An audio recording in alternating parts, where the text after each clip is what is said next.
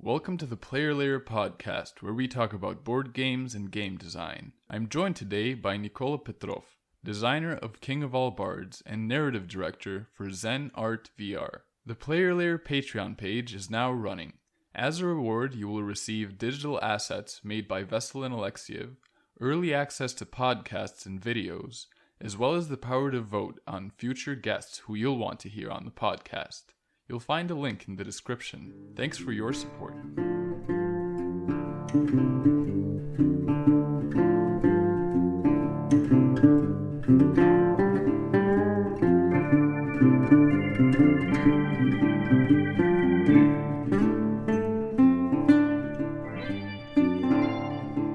Hi everyone, I'm here today with Nikola Petrov, who is the designer of King of All Bards and many other projects. He's also a writer. He's been in the gaming industry for a while, and I'll actually let him introduce himself. I've been involved with games professionally for a few years now, and I've been playing games all my life. Starting with the hobby, I've been serious about playing games since about 2005, I believe, like Dungeons and Dragons and Magic and board games. I've been an esports journalist for about 2 years now, in gaming journalism in general. I've been a bartender in a board gaming bar. This is actually what started my career. And for the past 2 years, I've been a professional designer. I work in a virtual reality studio as, my LinkedIn says narrative director, which is my fancy title.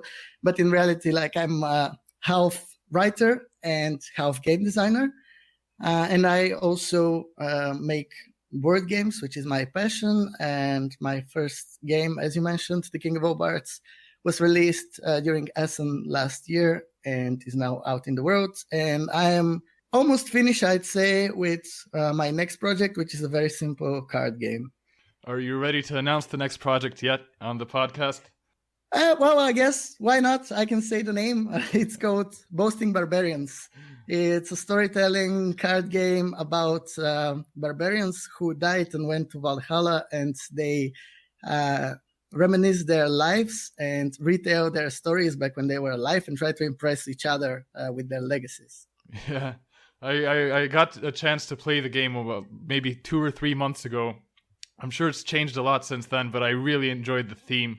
And I saw your sell sheet, and it was very impressive the way you I really like the way you can describe what you do, and you make it feel so exciting. And I feel like all of your projects are very exciting, including The King of All Bards, which I really, really liked.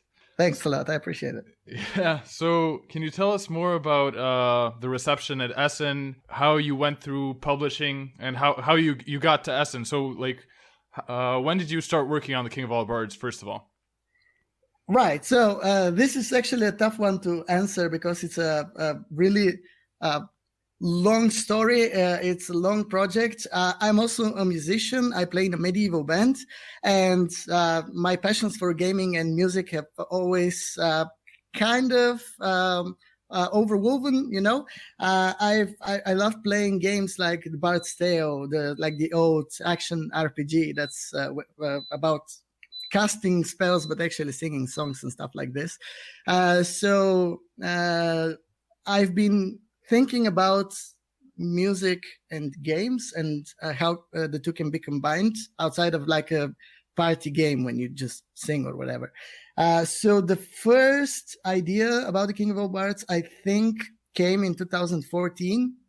I got a little notebook that I dedicated to the game as a psychological thing. I'll be like, I want to do this project and I want to collect my thoughts here in this notebook.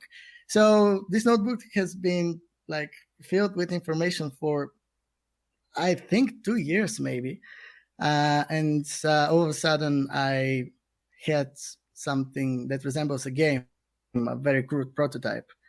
And I've been playtesting it on and off, and it didn't really work at first. I kept getting this feedback of, I love the idea, it just needs work right now. So yeah, maybe game designers listening can relate to that. And basically, I worked on the prototype on and off for like 2 years. Then I completely stopped working on it for a long period of time because at that time, a friend of mine, Vasil, was making his card game. He was making a Kickstarter at the time, which ended up being successful. So I really wanted to help him and get involved with his game.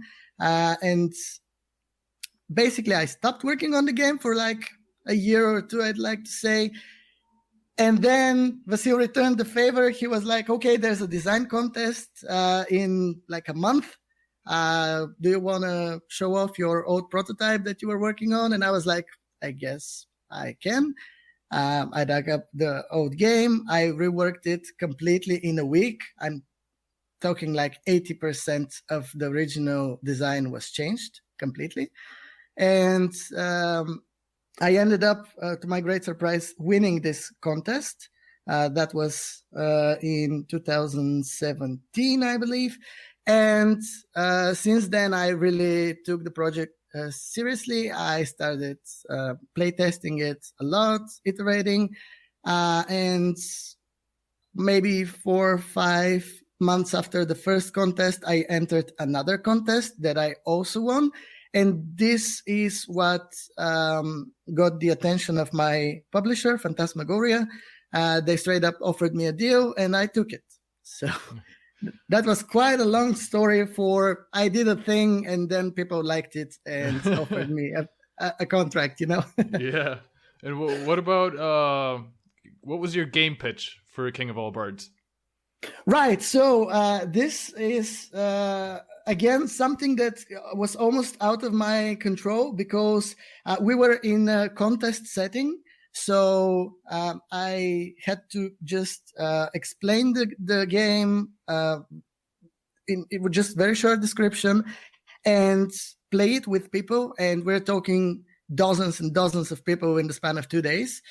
So I was just pitching the game real quick, showing gameplay. And in a round or two, I would normally suggest that we stop. And since it's a convention, this is a really cool thing about conventions. You can actually showcase gameplay on the spot really quickly and then be like, well, that's the gist of it. There's more to it, but obviously you have to play the whole game for yourself to see it.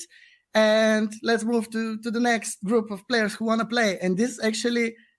first off, is great for showcasing your idea, just and not only the presentation and the idea behind the game, but also show off some actual gameplay. And second, it creates this feeling of, oh, I like this and I would love to play it more. So I think this is a very cool and very successful way to pitch a product. And this is exactly what happened with the publishers. At some point, they came to my table. I gave them the quick rundown. We didn't even play a whole game, We just had a couple of rounds, and my game usually takes like 5 to 6 rounds. And they really enjoyed the idea. And they were like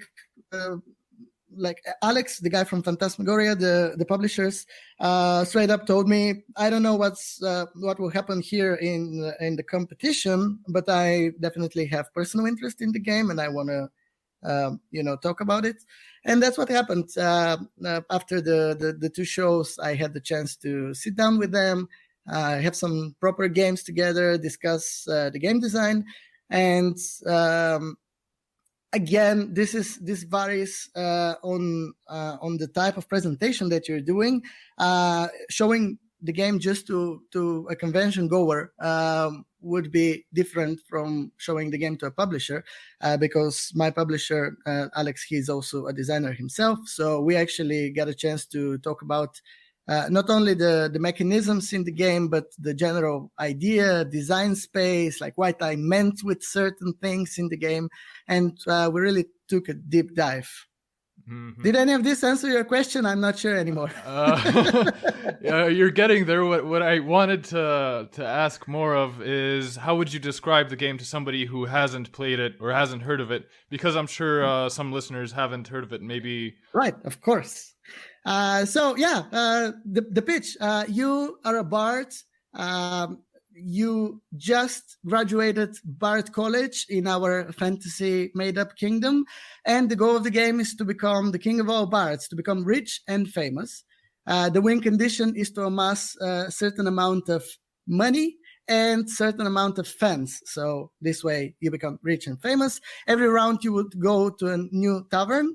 Taverns are those pieces that are placed in the middle of the board, and you would sing your songs. Every time people like your music, they would become your fans or they will give you money.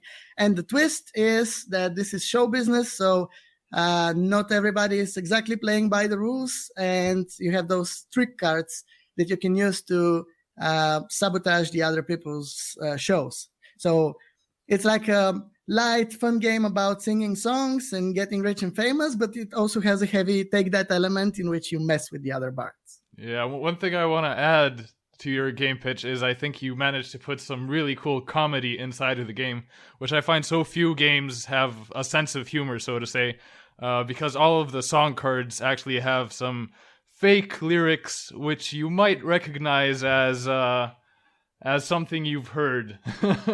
Yeah, that's right. Actually, every single song in the game is based off an actual like top 40 big pop song. And we actually went nuts and wrote custom lyrics, like parody lyrics for every single card. And this is something that a lot of people ask me, usually terrified, like, oh, this is a game about singing. Do I have to actually sing? And we always tell them that it's not necessary because the quality of the singing is measured with die rolls. But you totally can sing if you want to, because the cards have lyrics printed on them. Like instead of your normal flavor text, we have actual lyrics that you can sing while playing. And it's 3 to 6 players, right? Exactly, yes. We have 8 playable characters in the box, but up to 6 players can play simultaneously. So we actually made sure to include more playable characters than there are players to make it even more replayable and customizable, because character is our main thing. Like, we want to make you feel like a bard, so it was important to include as many songs and characters as we can. Mm-hmm. Okay, so I think people understood enough about the game. Let's get to the publishing process. And because you went with I would say small publisher, as in they have around 1 game per year or so that they publish, how involved were you in the publishing process itself and the final designs of the game?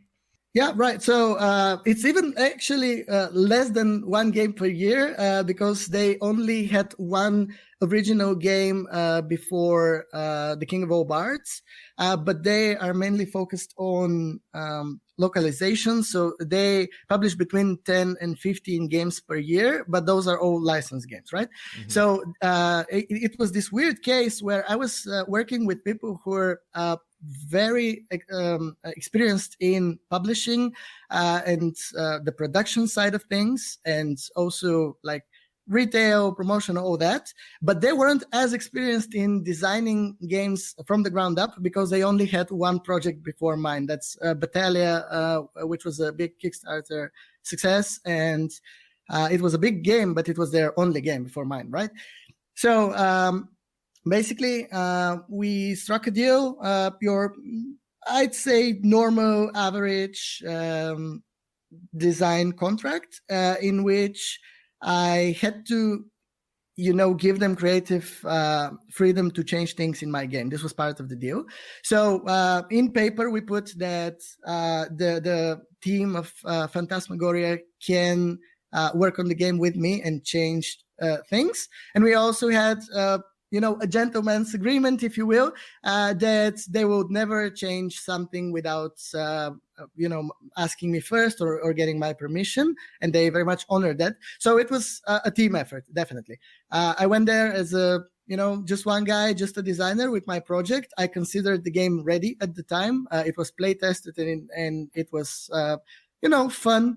But they managed to to find a lot of things that I hadn't really thought about and really improve it in, I'd say, every single way, including gameplay. They run their own playtesting campaign because they already had a network of playtesters, which is really a boon to any designer. This was great.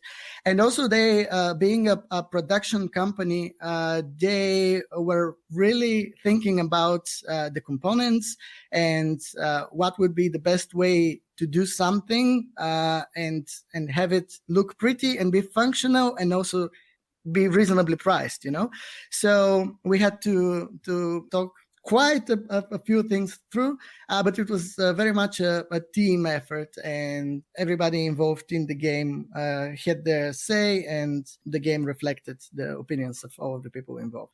I think that's very good, and I think it shows in the components and quality of the game itself how much how they actually did a very good job of it. And in fact, I've heard Rainer Knizia say many times about his advice to young game designers is go with the small publishers, because then it will you will have more of a say in what and how the game looks, and at the same time there's more communication, and it is a team effort because you're both growing together, and they will have more interest in pushing your game, and you'll have more of an interest in making the game the way you envisioned it at first. Which brings me to my next question. How did you envision the game at first? How different is your first prototype from the final version of the game? I think that you said that there's like 2 or 3 years between the final product and the initial design. Oh yeah, definitely. This was very much a theme-first game. What important industry people call top-down design. So I definitely was driven by the narrative. And as I said, my pretty much one and only goal designing this game all these years was, how can I make you feel like a fantasy musician, right? It's almost a role-playing experience. So my initial concept was very simple. I knew that the game needs to involve pubs or taverns because this is where bardic music happens in all fantasy worlds. And I knew that I really want to include as much character as I can, both in terms of like the hero that you're playing, but also I made sure that their instruments are accurate. Well, one, being a musician myself, I have an eye for this, but also I really wanted to make believable, cool things that you can do in the game that have some way to be imagined as a real thing, right? So beyond that, it changed completely. As I said, I think the game lost about 80% of its initial design between its like prototype version 2 and 3, I'd say. Initially, this was supposed to be a deck building game. My concept was you're these bards and you have this repertoire. Is this like the words? You have your the songs in your set, and you begin the game with just like 5 songs or whatever. And in the course of the game, you learn new songs and you get new instruments and you get new tricks, and it became this mess. Like people were telling me, I see what you're doing here. This is cool that you have this involving system, but this is a game about people getting drunk and singing songs, and you're making me remember 160 cards. So at one point, I just made a decision to cut it all and go for more of a party game feel, but without necessarily the simplicity of a party game. So it became this mix of, it's still a game where tactics and strategy matter. It's still a game where you have your deck of cards and your hand management matters, but also it's a game about rolling dice and having fun. It did change quite a bit, but what stayed consistent was the theme and the feel I was going for. Now let's get to where you're at now. Because The King of All Bards is released already, it's out on the market, you can go buy it. But now you're working on some other games. Can you tell me about how you want to change your design process in the future? How you're thinking of publishing them? Right. So, as you said, my first design was published through a publisher, which I now that almost a year has passed, I can tell that was the right decision at the time, because really this publisher gave me a lot and took a lot of the burden of publishing a game. Mikhail in episode 1 was talking about the process and how it's one thing to design a game and then completely different thing to actually publish it and get it in the hands of the people. So I am still a believer of working with publishers because in all honesty, I want to focus on the design process and the creative process, and I don't really enjoy doing marketing and sales and stuff like this. So I think I'll definitely be willing to work with publishers again, maybe for my future project that now I'm working on. To answer your question directly, I don't have a model yet. Kickstarter is never out of the question, though if I can help it, I wouldn't. It's just a personal preference, again, because of the sheer amount of work that is not the creative part and the design part. But who knows? My next game is actually very specific in terms of a theme and the audience that I want to reach with it. So I will definitely be thinking about unusual ways to promote it and get it in the hands of a different crowd, not your average convention goer or big box buyer or stuff like this. Yeah, with this new game, are you again going from theme to mechanics? Or... Absolutely. Yes. This is something I like to do. I'm really like an Ameritrash kind of gamer, and I am very much theme first as a designer as well. So I had the same principle. I had this idea. It was a weird train of thought thing. My father has been getting into beekeeping, so bear with me here. We were talking about bees, and he was telling me how, the worker bees, they have these very short lives, and they just serve, the beehive, and then they die, and that's how they do. That's what I do. And this got me thinking, what if people were like that? And again, like train of thought, I was like, I want to make a game where the goal is for you to die. And that's the cool thing about it. And this got into this idea of what if you're this really heroic, cool dude, like you're Conan the Barbarian and Gandalf, epic level kind of hero. But it's not about your life. It's about how you died. And whoever died the most heroically is the winner of the game. So this kind of flipped the narrative. In all fighting adventure games, you try not to die, right? And I wanted to make a game where the point is for you to go and die, but do it in the most spectacular way possible. So this is how the game idea came to be, and the theme is obviously everything here. Like I can't start scrabbling some formulas and make some numbers work and then make it thematic. It was supposed to be the other way around.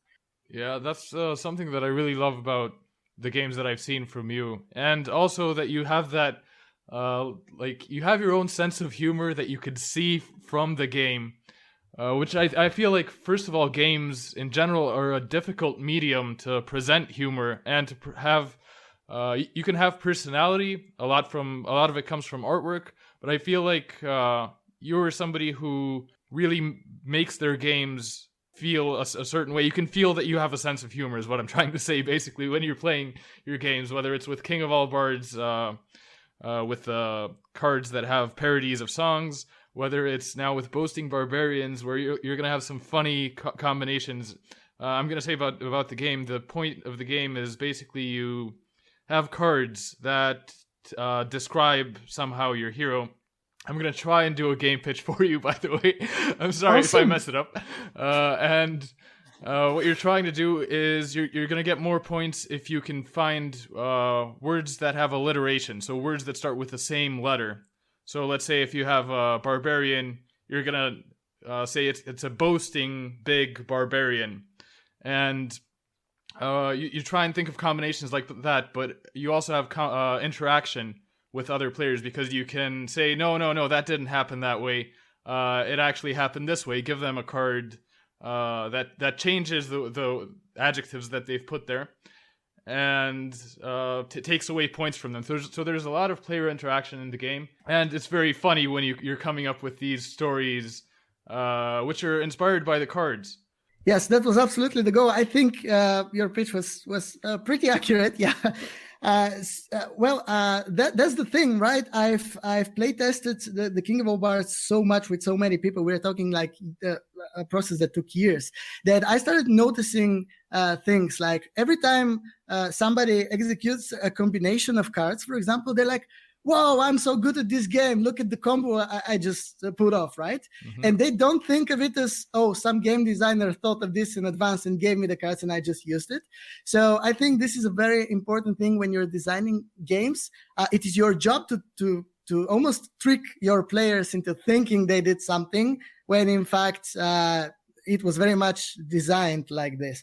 And this is the entire point of my new game as well. Like I get this a lot from friends talking to me. They're like, okay, you're always writing and coming up with your games and stories, and I can't do that. Like I'm just not a creative person, and I can do it. And I'm a firm believer that everybody can do it as long as they're in the right state of mind. So with this game, I'm trying to, again, trick people into thinking they're coming up with these really cool stories, but without this burden of, I'm expected to tell this brilliant story right now, and I'm shy and can't do it. No, just here's 5 cards. Like, what could go wrong? Just play your 5 cards, and it will be just fine. And playtests show that, it does work like that. Like as soon as the ice is broken, everybody's played a turn. They just really get into it. I also got this a lot with the King of All Bards. People were like, oh, I don't want to sing. I don't want to play a party game or whatever. And they play for 5 minutes and they get super into it. Mm-hmm. And I think this is a great thing to witness. Like your players, reading your cards aloud and having these moments of, wow, that was cool. And this is what it's all about. And this is always the end goal. I want to make games that people just get excited about just by playing them and not thinking about it too hard. Yeah, and I think you managed to do that. Yeah, I think you really managed to get people excited. Not only with your games, but with your personality in general. Thank you. I really hope so. Yeah. So tell me about your design process. A couple of days ago, I had some people talk about, because I had said that I usually I try and brainstorm less and then prototype more and then polish towards the end and then go around the process a couple of times. But it really is that everyone has their own different type of style. So how would you approach starting a new game? As in, yes, you've got the theme now. Are you directly going to go into writing stuff out, getting a prototype, or are you going to think about just let it stew in your mind, if you will? Right, yeah. That's not very easy question to answer because it varies a lot. It's a creative process, so it will be different every time. I definitely spent more time in the brainstorming phase, I believe. That's where our processes differ. As I said, my games are very thematic, so I really want to think about the world that I'm building. And that's not in terms of like, oh, here's the map and this is where the dragons live, but more of a feeling, like what it is for a person to be inside this world. What would a person in this world feel, and how do I create mechanics so I make real, actual people feel the same feelings?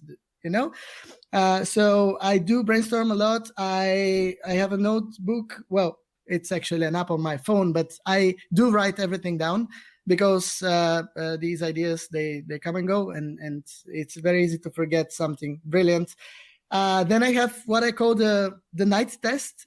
If I get excited about an idea, which happens quite often, I would like to to sleep over it. And if I'm excited in the next morning, then I really write it down, and I'm like, okay, there's something here.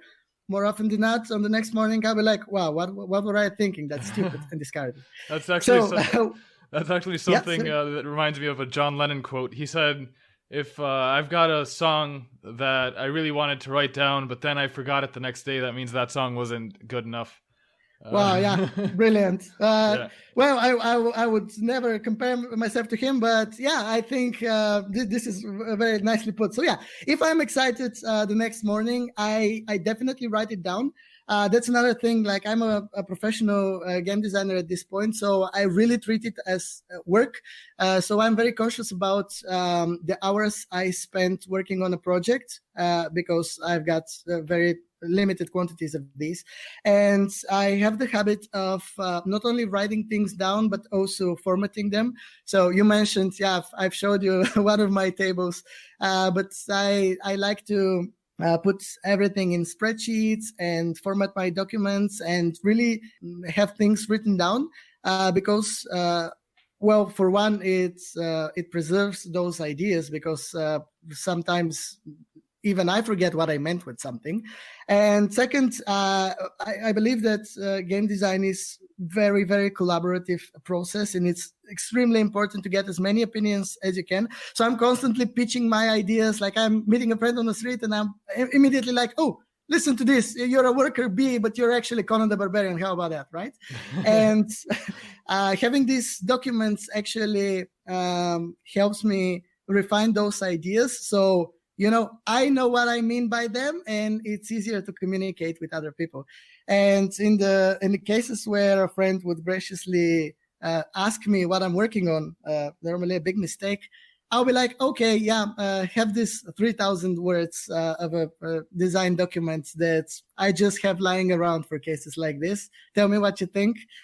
So you were the unfortunate recipient of one of these recently with the boasting barbarians. But yeah, I think about stuff a lot, and I write stuff a lot. And then as a step 3, I guess, I sift through all of my ideas. I take the ones that I think can work, and then I try to put it into a prototype and get it in the hands of people. So yeah, I definitely spent more time conceptualizing things that maybe I should.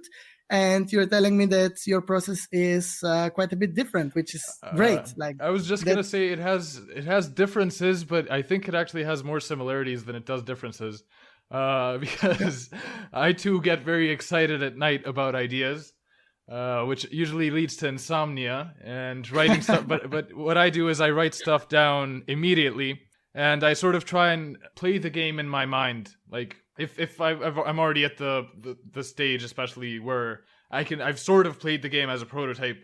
I do that very often, and then the next day, what I liked about the game that I imagined, I would try and implement in the real game when I'm not as excited. And yeah, but yeah, same thing. I also do think about them a lot. What I'm trying to say about the brainstorming phase is I do want to get it out as a prototype. I need to get it out as a prototype so that I can brainstorm again and then get out another prototype, and then I can do. It's a cyclical process. Usually, I feel like most of my ideas come in the middle of the night, which I don't like, but it's the way it is. That's I can definitely relate to that, and I think it's like scientifically proven that people are more creative at night for various reasons. It's for one thing, it's more quiet. You get to hear your own thoughts better and stuff like this. But yeah. It's a common occasion for me to just wake up, or sometimes even dream about a game, and just wake up to put it on paper, because I know that it will be gone in the morning. Yeah. So, there was actually a study I read recently that was very interesting. They took 3 groups of people. Like, one was a control group that basically just sat around, did nothing. The second group, what they had them do is practice every day playing basketball. And the third group, they had the third group sit on the bench, watch the other guys practicing basketball, and imagine that they're playing basketball. And what the study came out with was that, in the end, of course, the first group wasn't any better at basketball than they were in the beginning.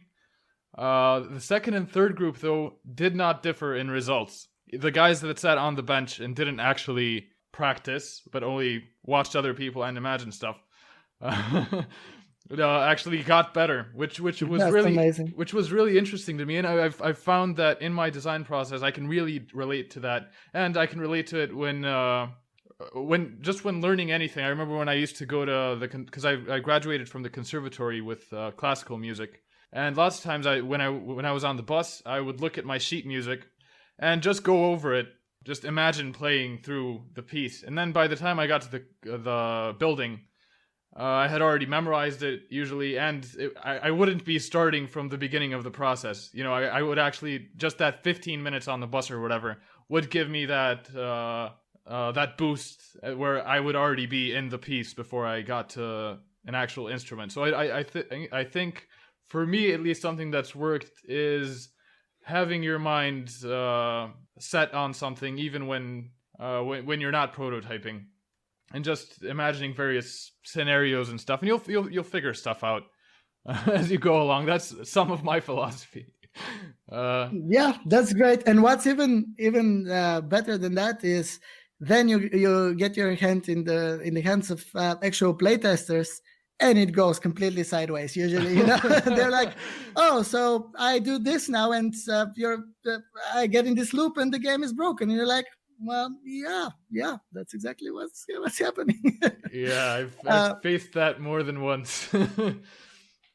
But that's exactly why the two parts are so important. Like you can never conceptualize the perfect game without playtesting it, and vice versa. You can't just go to the table and come up with something on the spot and have a good game either. It's about balance. Yeah, definitely. How do you go about playtesting, and do you blind test your game, and where do you blind test it? Obviously, now considering the situation, I'm guessing that you're not playtesting and blind testing, but usually, if how would you go about that?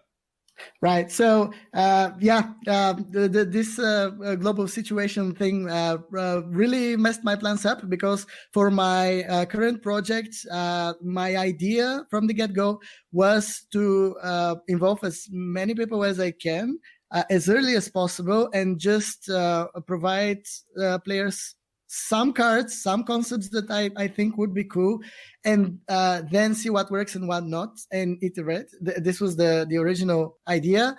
Again, the global situation forced me to flip this completely. So my current project spent a lot of time just on paper, just in my head. But with the King of All Bards, I definitely tried out a lot of things on my own, and with a very small group of friends. I had some amazing help from friends, and we would playtest the game all the time. And I would seek out random people, the stranger, the better. When I have something big that I've changed and I really want to see it in action. So I would normally playtest the game with my friends. Then when something big changes, I would seek out people in the local club or whatever. And finally, blind testing was very important, but we started doing this when the game was fairly complete. We had the rule book that was almost final. And with blind testers, we were looking for specific answers to questions. And looking for specific things, because most of the general systems were already tested and we knew were working. Yeah, and I think that's how you should go about a blind testing.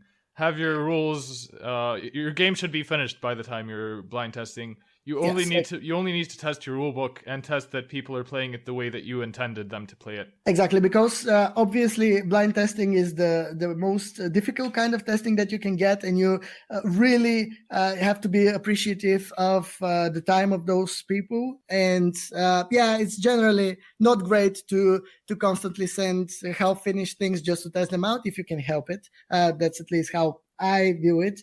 And also, it's like blind testing can be very interesting, because we had this weird experiment we had two groups of players. They were strangers to us. They were all of them were friends of friends. They didn't know any of us in the team.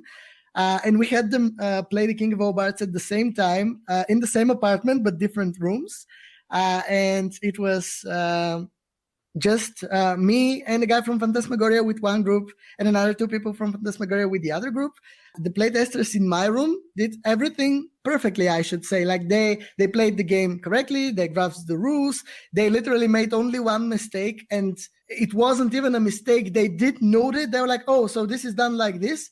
They just ended up forgetting about it 2 turns later. But it was very positive experience. They enjoyed the game and they grasped it completely. And I walk out, smile on my face, and I'm like, okay, obviously we did a good job here with the rules. And I see the faces of my colleagues, and they're like, nope, not the same story in our room. And turns out the people in the other room were playing their own game with our components and didn't bother with the rules a lot. So it's very important to do these types of tests, and also, again, have these specific questions that you need the answers to. Because sometimes people will just play wrong and it's not even your fault.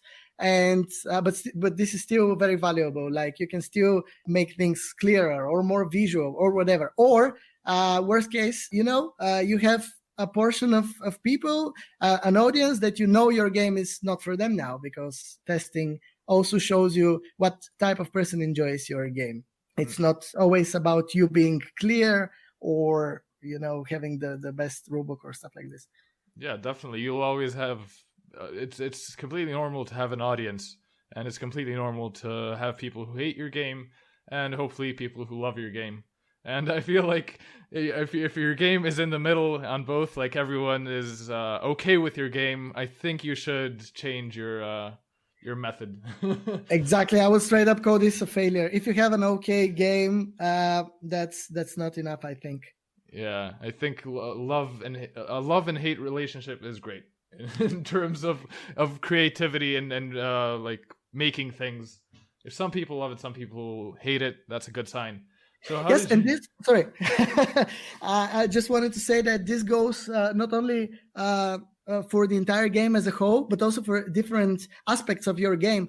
As I mentioned, the King of All Bards has 8 characters, and they're very different, very, very distinct, all of them. And we actually had audiences vote on them. We polled people, like, take these 8 pictures of guys and just tell me who's the coolest and who's the worst. And it was very interesting to see that some characters got very high scores and very low scores. Hikari, our Asian-inspired character in particular, some people said, I love her, she's so full of character, and other people were like, her eyes are creepy, and because she has these very unnatural green eyes, she has this interesting stare at her on her face, and some people loved it, and some people were kind of, they didn't like it as much. And that's where we know we have an interesting character, because she is now amazing to play as for people who like her. And she's great to beat at the game for people who are like, oh, get off with your big drum and your green eyes, So this also works on individual basis for characters or even game mechanics and stuff like this. Yeah, let's backtrack a little bit and tell me more how you went about writing the rules. Did you do all the writing? Did you have somebody else help you out? How did that process go? Yeah, so I had the rules written down when I contacted the studio. So they were already on paper. Then we just tested them and iterated a bit. The studio had final say in some minor things. They didn't change the text a lot. We opted to put a lot of character in the rules as well. So our rulebook would have a line of rules text, and then some of the characters would have like a speech bubble and comment on it. So instead of saying, okay, so you roll the die and you need 5 and up, and then put your normal example, we would have some of the characters crack a joke. So most of these were written by me, but also guys from the studio wrote some of the flavor pieces. And then the studio localized it in the game's 3 languages. I did the skeleton of the rules, and then again, like all aspects of the game, it was a team effort to get them to the final version. Thank you for coming on the podcast. I really love talking to you. Now, if you want to tell listeners anything about your games, where they can find them, where they can follow you, social media, stuff like that, any shout outs? Yeah, right. So I guess you can check out my game, The King of All Bards. It's on all of the social medias and on Board Game Geek. And if you click on my name on Board Game Geek, you'll get my page, and this is how you can talk to me. That's about it. When I have some progress with my next game, I'll sure to be telling everybody about it. But right now, you can just check out my board game. That would be quite enough. Well, I'd love to have you on again when you're finished with your next game, and I can't wait for that moment to come. Would be an absolute pleasure. All right. Thanks a lot again.